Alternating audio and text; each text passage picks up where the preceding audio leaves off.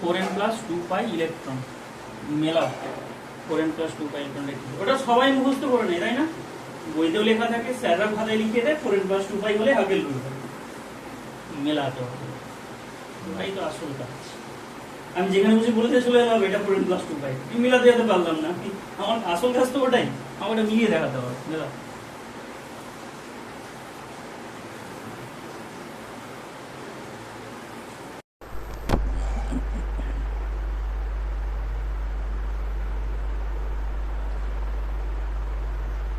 মানে আমি এর মধ্যে কি খুঁজবো অ্যাকচুয়ালি? এনটা খুঁজবো, কিন্তু এনটা পাবে কোথা থেকে তুমি? ভালো করে খেয়াল করে সরে যাও দিকে, শিফট এদিকে দেখো ভালো করে। এখানে ব্র্যাকেটের বাইরে আমরা কি লিখে রেখেছি? পাই ইলেকট্রন খুঁজতে হবে। মানে এই যে 4n+2 পড়তে হয় কীভাবে? আমাদের পড়ার মধ্যে ভুল আছে, আমাদের পড়তে হবে 4n+2 পাই ইলেকট্রন, আর আমরা একসাথে পড়েছি কি 4n+2 পাই ইলেকট্রন। পড়ার মধ্যেই তো ভুল আছে আমাদের পড়তে হচ্ছে 4n+2 পাই ইলেকট্রন, আমাকে খুঁজতে হবে পাই ইলেকট্রন। এবার ধরো এই যে বেনজিন পুরো যৌগটা আছে না, এর মধ্যে কতগুলো পাই ইলেকট্রন আছে তুমি খুঁজে বের করো। বন্ধন আছে 3টে, ইলেকট্রন কটা আছে?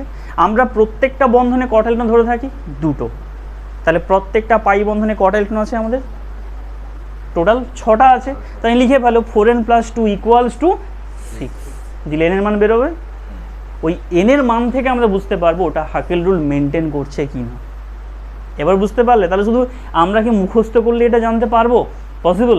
লেখো, বের করো 4n+2 = এটা লেখো। দেখো এনের মান কত এসছে, কিন্তু তোমরা কি জানো এনের মান কত হবে? তাহলে ওইটাও তো জানতে হবে। তাহলে এটা মনে রাখতে হবে যে 4n+2π হওয়ার পর এনের মান হতে হবে 0, 1, 2, 3, 4 এভাবে চলতে থাকবে ইনফাইনাইট। কিন্তু 0টাকে নিয়ে অনেকে 0তে বাদ দিয়ে দেয়। তাহলে আসলে হাকেল রুল কি বুঝতে পারলে? শুধুমাত্র এটা মুখস্থ করলে হবে না, তোমাকে যতগুলো পাই ইলেকট্রন আছে ওই সূত্রে বসিয়ে দেখো, যদি তোমার সমস্তগুলো পূর্ণ সংখ্যা আছে, পজিটিভ ইন্টিজার নাম্বার আছে, তবেই হবে হাকেল রুল, তার আগে কিন্তু নয়। এবার বুঝে গেছে সবারই পুরোপুরি? তাহলে এটা করতে দিই, যাও বসো।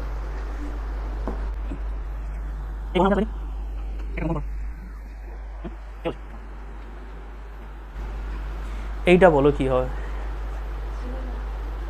এটা মানে অ্যারোমেটিক হবে কি না হবে না? করো।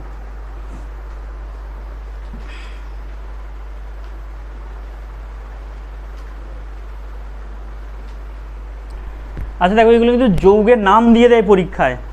কি নাম দিয়ে দেয় বলো তো? এর নাম কি বলতে পারবে তোমরা? এটা তো সাইক্লিক স্ট্রাকচার, মানে একটা অ্যান্সার তো হয়ে গেল, সে সাইক্লিক হবে। প্রথম শর্ত ছিল না সাইক্লিক হবে কিনা, ওটা সবাই দেখে চিনতে পারবে সাইক্লিক। আচ্ছা এটা সাইক্লিক দেওয়া আছে, পরের শর্ত কী ছিল? প্ল্যানার। এবার প্ল্যানার খুঁজতে গেলে কী করতে হবে? sp2 খুঁজতে হবে, সেটা তো খুঁজে বের করবে ও, আমি জানি না। তারপরে ছিল কনজুগেটেড, সেটাও খুঁজে বের করবে। লাস্টে ছিল হাকেল রুল। কিন্তু যৌগটার নাম কি? এখানে কটা কার্বন আছে? 5টা। তাহলে সাইক্লিক যৌগের নাম কিভাবে হয়? সাইক্লো আগে লিখতে হয়, তারপরে পেন্ট লিখতে হয়, তাই এটা হচ্ছে সাইক্লোপেন্ট। এখানে দেখো 2টো ডবল বন্ড আছে না, তাহলে 2টো ডবল বন্ড তাহলে কী হয়? ডাইইন হয়, আবার নেগেটিভ আছে, এর নাম হচ্ছে সাইক্লোপেন্ট ডাইইনাইল অ্যানায়ন। বাবা কত বড় নাম, লিখে রাখো, কেন পরীক্ষায় নামও দিয়ে দিতে পারে। বলো এটা অ্যারোমেটিক কিনা প্রমাণ করো। সাইক্লিক তো হবে। তারপর sp2 তুমি কি দেখে বলছো বলো? এখানে টোটাল কটা কার্বন আছে? এখানে কার্বন, এখানে কার্বন, 5টা কার্বন আছে। তুমি এই কার্বনটা sp2 হবে বুঝতে পারছো কি? দেখো অর্গানিকের ক্ষেত্রে কিন্তু কোথাও তোমায় হাইড্রোজেন লেখা থাকবে না, এগুলোকে আমরা কী স্ট্রাকচার বলে থাকি? বন্ড লাইন স্ট্রাকচার বলে থাকি, শুধু বন্ড দেওয়া থাকবে। তোমাকে নিজে সবসময় তুমি ভাবো যে এখানে যে কার্বন আছে, মানে কোথায় কোথায় কার্বন থাকে, যতগুলো এভাবে যদি রাস্তা থাকে প্রতিটা কর্নারে বা এবং এই পয়েন্টগুলো সব কি থাকবে? কার্বন। তাহলে এখানে কার্বন আছে, আমি এটা বুঝতে পারছি। তো এই যে কার্বনটা, এর কটা বন্ধন হয়েছে খোঁজো। এদিকে একটা গেছে একটা, এদিকে 2টো, এটা একটা 3টে, তাহলে আর কটা লাগবে? একটাই লাগবে। ওটা কিন্তু হাইড্রোজেন আছে, ওটা কেউ লিখে দেবে না, তোমায় নিজেকে বসেই নিতে হবে। এখানে একই রকমভাবে এরও কি আছে? হাইড্রোজেন। এরও কি আছে হাইড্রোজেন, এরও কি আছে হাইড্রোজেন, কিন্তু এখানে তুমি হাইড্রোজেন বসাতে পারবে না, ওর নেগেটিভ আছে বলে। এবার কথা হচ্ছে তাহলে এই কার্বনটার সংকরায়ন কী হবে, sp2, এই কার্বনটা কী হবে sp2, এটাও sp2, এটাও sp2। আরেকটা কথা বলে দিই, তোমাদের যদি সাইক্লিক সিস্টেমে কোথাও পজিটিভ চার্জ বা নেগেটিভ চার্জ থাকে সেটা অলওয়েজ sp2 হবে, এটা মনে রেখে দাও। কোনো সাইক্লিক সিস্টেমের মধ্যে কোথাও যদি পজিটিভ চার্জ বা নেগেটিভ চার্জ থাকে সেটা অলওয়েজ কী হবে sp2। তাহলে এটা sp2, তাহলে all carbon is the sp2, তাহলে কী হবে পুরোটাই প্ল্যানার, অল কার্বন। যদি একটাও কার্বন sp2 থেকে যায় তাহলে কিন্তু প্ল্যানার হবে না, এটা মনে রাখতে হবে। কী বললাম বুঝতে পারলে? তাহলে এটা সমস্ত কার্বন sp2 প্ল্যানার। পরে কনজুগেট আছে কিনা দেখো, ডবল, সিঙ্গেল, নেগেটিভ, তাহলে এটা থাকলে কী হবে রেজোনেন্স হতে পারবে। আবার তুমি এদিকে ভাবো নেগেটিভ সিঙ্গেল ডবল, মানে ডবল সিঙ্গেল নেগেটিভ, আবার দেখো ডবল সিঙ্গেল ডবল, তার মানে পুরো সিস্টেমটাই কী আছে কনজুগেটেড, তা রেজোনেন্স হবে। এবার লাস্ট কাজ কি আমার, হাকেলস রুল, ওটা করো।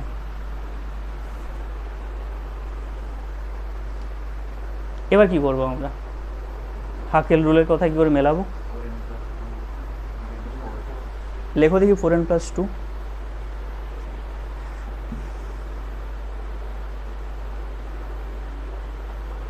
ওখানে কতগুলো পাই ইলেকট্রন আছে খোঁজো আগে। যেটা মেন সমস্যা স্যার, দুটো তো পাই বন্ধন আমরা দেখতেই পাচ্ছি, ওই পজিটিভ বা নেগেটিভ চার্জ থাকলে আমরা ওটা কী করবো, ওটাই তো মূল সমস্যা, ওটাই মাথার মধ্যে ঘুরে বেড়াচ্ছে সবার। নেগেটিভটা কী করবো আমি, শোনো নেগেটিভ মানে তো এক্সট্রা ইলেকট্রন। আচ্ছা যদি আমরা এই নেগেটিভটাকে রেজোনেন্স করি, ভালো করে বোঝো এটা, যদি আমরা এই double bond single bond negative resonance করি তাহলে এই নেগেটিভ চার্জ কিছুক্ষণ পর ডবল বন্ড হবে। রেজোনেন্স কীভাবে হয়, তার মানে রেজোনেন্সের কনসেপ্টটা কিন্তু আমাদের খুব ভালো করে জানা দরকার। দেখো এইভাবে ছিল, এটা নেগেটিভ চার্জ ছিল, আমি এইটা এখানে নিয়ে আসবো আর এইটা এখানে যাবে, রেজোনেন্স তো এইভাবেই হয়। তাহলে পরের স্ট্রাকচার কী হবে দেখো, এইটা হবে ডবল বন্ড আর এটা হবে নেগেটিভ চার্জ। তার মানে ভালো করে খেয়াল করো, এই নেগেটিভ চার্জটা এখন কি হয়ে গেছে এর মধ্যে, পাই বন্ড না। তার মানে সব সময় মনে রাখবো নেগেটিভ চার্জ থাকলে ওটা কী হিসেবে কাউন্টিং করতে হবে, পাই বন্ড হিসেবেই কাউন্টিং করতে হবে। আর পজিটিভ চার্জ থাকলে, স্যার পজিটিভ মানে তো ইলেকট্রনের ঘাটতি, কোনো ইলেকট্রন নেই, তাহলে ওকে আর ধরা যাবে না। তাহলে একমাত্র নেগেটিভ চার্জ থাকলে ওকে কী করবো, পাই বন্ড হিসেবেই কাউন্টিং করব। তাহলে এখানে কটা পাই বন্ড, একটা মানে দুটো ইলেকট্রন, এখানে কটা দুটো ইলেকট্রন খুঁজতে হবে, এখানে দুটো ইলেকট্রন, এখানে কটা দুটো ইলেকট্রন, তাহলে টোটাল কটা ইলেকট্রন আছে 6টা, বসাও।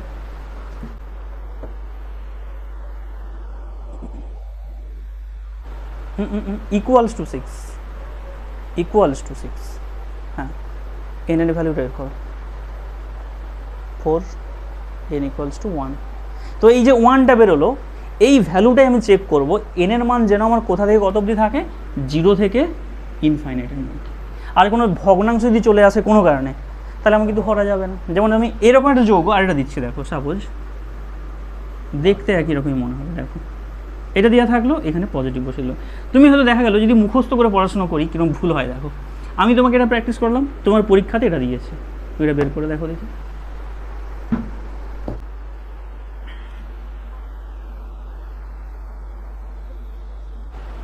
ভগ্নাংশে চলে আসছে, দেখো আমাদের অ্যারোমেটিক হতে গেলে এনের মান কত হতে হবে, 0 থেকে ইনফাইনাইট সব পূর্ণ সংখ্যা হতে হবে। এখানে কত এসছে, তাই এটা অ্যারোমেটিক হবে। আর তুমি যদি মুখস্থ করে পড়াশোনা করো, না জাজ করো নিজে নিজে, বলে স্যার আমার তো ওটাই মনে হয় স্যার করিয়েছে পরীক্ষায়, একই রকম না। আবার দেখা গেলো এখানে কোনো চার্জ নেই, পজিটিভও নেই নেগেটিভও নেই, তাহলে কী হবে স্যার, তাহলে প্রথম 3টে যে কন্ডিশান সেটাই তো মিলল না স্যার। মানে এটা sp3 আছে এখন, কেন বলো তো sp3, ভালো করে বলছো। আমি একটু আগে বললাম যে সাইক্লিকের মধ্যে যদি পজিটিভ আর নেগেটিভ চার্জ থাকে তাহলে তুমি sp2 ধরবে। আর এখানে যে কার্বনটা আছে তো না পজিটিভ আছে না নেগেটিভ আছে, তাহলে কটা বন্ড আছে, একটা দুটো, তাহলে বাকিগুলো কী দিতে হবে হাইড্রোজেন। তাহলে কটা বন্ধন আছে এখানে, সিগমা কটা বন্ড, 4টেই তো সিগমা, তাহলে কী হবে sp3। সেই sp3 তো শব্দ প্ল্যানার হবে না, আমাদের শর্ত কী ছিল, প্ল্যানার হতে হবে। বোঝা গেছে কি বললাম, আশা করি সবার কাছে ক্লিয়ার। অ্যারোমেটিসিটি এরকম একাধিক যৌগ থাকবে, যা বসে না। আচ্ছা আরেকটা যৌগ দিচ্ছি, দেখো নেক্সট। আচ্ছা বোর্ডে উঠতে গিয়ে খুব খারাপ লাগছে, ও এখন ওঠেনি বলে বলছে না, अगला टाइम आएगा। আচ্ছা তোমায় কি যোগ দেবো বলছিলাম? হ্যাঁ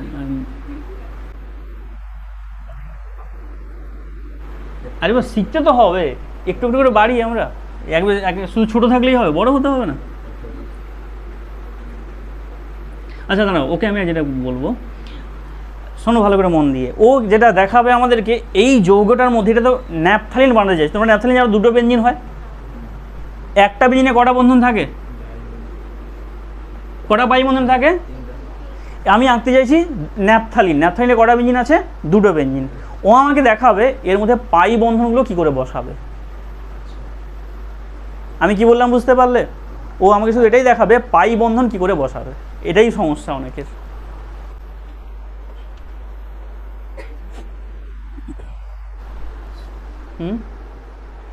এই সবাই দেখতে পেলে পাই বন্ধন কি করে বসিয়েছে? ও দেখেছো কি না দেখোনি? পাই বন্ধন কি করে বসিয়েছে?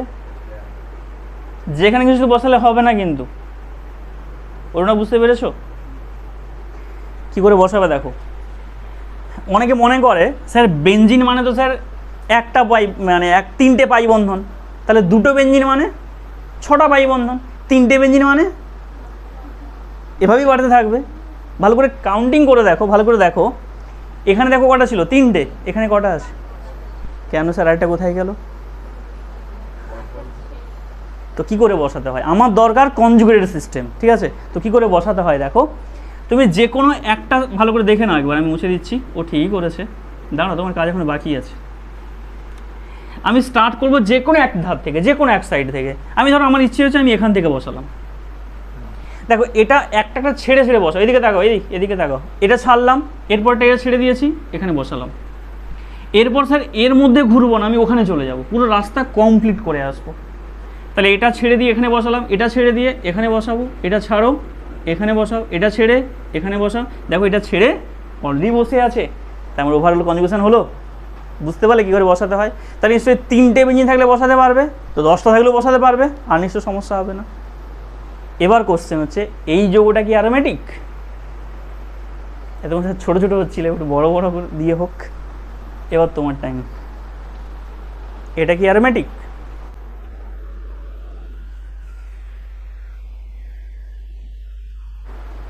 এই যৌগটার নাম লিখে রাখো, এটার নাম ন্যাপথালিন।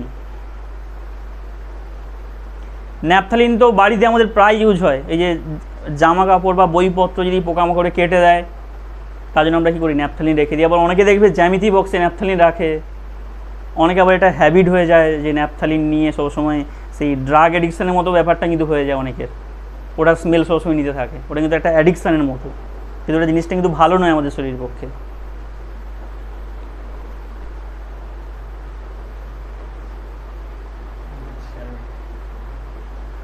এটা অ্যারোমেটিক হচ্ছে তো, সাইক্লিক, প্ল্যানার। আর প্ল্যানার কেন? সমস্ত অ্যাটমই sp2। অনেকে বলবে স্যার এই অ্যাটমগুলো কি sp2? হ্যাঁ, ওরাও কিন্তু sp2। তুমি এখানে কাউন্টিং করে দেখো, একটা সিগমা, একটা সিগমা, একটা সিগমা, তিনটে সিগমা, একটা পাই আছে। আবার দেখো একটা কথা শোনো, এইখানে বন্ধন দেওয়া যা, এখানে বন্ধন দেওয়া একই, আবার এখানে দেওয়া আর এখানে দেওয়া একই ব্যাপার, আর এখানে দেওয়া, এখানে দেওয়া, এখানে দেওয়া, সবগুলো ঘটনা একই। পরস্পর রেজোনেন্স যখন স্ট্রাকচার ড্রয়িং করবো অলরেডি চলে আসবে ওখানে। আচ্ছা এটা গেল, তাহলে এটা যৌগটা অ্যারোমেটিক। এবার একটা স্ট্রাকচার রাখছি, জাস্ট এইখান থেকে ছোট্ট একটা, তুমি এখানে এটা প্র্যাকটিস করে গেছো টিউশনে, আমি করালাম, তোমাকে পরীক্ষায় দিয়েছে, জাস্ট এইটা মুছে দিয়েছে। এবার বলো এটা অ্যারোমেটিক কিনা? বলে হ্যাঁ এটাই তো স্যার আমার করিয়েছিল টিউশনে। এটা তখন হবে না। কেন হবে না বলতে পারো? এটা কিন্তু sp2ই আছে। এইচটা কোথায়? ব্রিজ না, শোনো কি হয়, শোনো এখন এই যে কার্বনটা, এদিকে মন দাও, এই কার্বনের সাথে এই কার্বনের বন্ধন ছিল, কিন্তু এখন এই কার্বনটার কাছে কটা বন্ধন আছে? তিনটে। তার মানে একটা কি থাকবে? হাইড্রোজেন। তাহলে এর হাইড্রোজেনটা এইখানে আমি ড্রয়িং করলাম। যদি সেম প্লেনে থাকতো আমি সেটাই ভেবেই করছি। আবার এরও কি থাকবে? একটা হাইড্রোজেন, এটা আমি এখানে ড্রয়িং করলাম। সমস্যা কি হয়?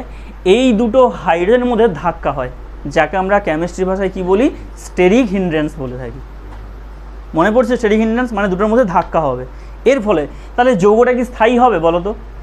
যদি যৌগের মধ্যে এভাবে রিপালসান স্টেরিক হিন্ড্রেন্স হতেই থাকে, ধাক্কা হতে থাকে, তাহলে কি যৌগ স্থায়ী হবে? তাহলে যৌগ স্থায়ী হতে গেলে কী করবে না, তখন এইটাকে দুটো পরস্পরের অপোজিটে চলে যাবে, মানে এই কার্বনটা ব্রিজিং হয়ে যাবে আর ওই কার্বনটা নিচের দিকে ব্রিজিং হওয়া মানে কি, ছিল এইভাবে চলে যাবে এইভাবে, মানে দুটো এইভাবে উঠে যাবে এইভাবে, আর ওই দুটো ব্যাক সাইডে চলে যাবে, যাতে না ওদের মধ্যে আর স্টেরিক হিন্ড্রেন্স হয়। তাই ব্রিজ হয়ে যাচ্ছে। ব্রিজ কি প্লেনে থাকে কোনো দিন? এই অ্যাটমগুলো প্লেনে থাকবে, বাট এই দুটো অ্যাটম কি প্লেনে রাখবে? এই যে কার্বনটা এটা বসে আছে মাথায়, এটা প্লেনে থাকবে সম্ভব? ওটা তাহলে কোথায় চলে যাবে? 3Dতে, মানে ওখানে 3D হয়ে গেলে তাহলে প্ল্যানার নয় সমস্ত অ্যাটম, তাহলে আর ওটা আর অ্যারোমেটিক হবে না। কিন্তু হাকেল রুল মেনে চলছে, তো এইগুলোকে ক্লিয়ার করতে হবে। তার মানে অনেকেই ভাবে হাকেল রুল মানেই কি অ্যারোমেটিক, অ্যারোমেটিক মানেই কি হাকেল রুল। ভাবো, দুটো কনক্লুশন আগে ক্লিয়ার করো। যদি কোনো যৌগ হাকেল রুল মেনে চলে তাহলে কি আমরা বলতে পারি সেটা অ্যারোমেটিক হবে? তার মানে অ্যারোমেটিক হওয়ার জন্য একটা শর্ত হচ্ছে হাকেল রুল, কিন্তু যদি অ্যারোমেটিক হতে হয় তাহলে তাকে হাকেল রুল মেনে চলতে হবে। তাহলে পরীক্ষায় যেভাবে ঘুরিয়ে ঘুরিয়ে স্টেটমেন্ট দিতে শুরু করে, তাই জন্য তোমাদেরকে আমি ওইভাবে পড়াতে চাই, যাতে আমার এনি প্রবলেম আমি নিজে নিজে সলিউশন করতে পারি, কোনো স্যারের দরকার হবে না, কোনো বইয়ের দরকার হবে না।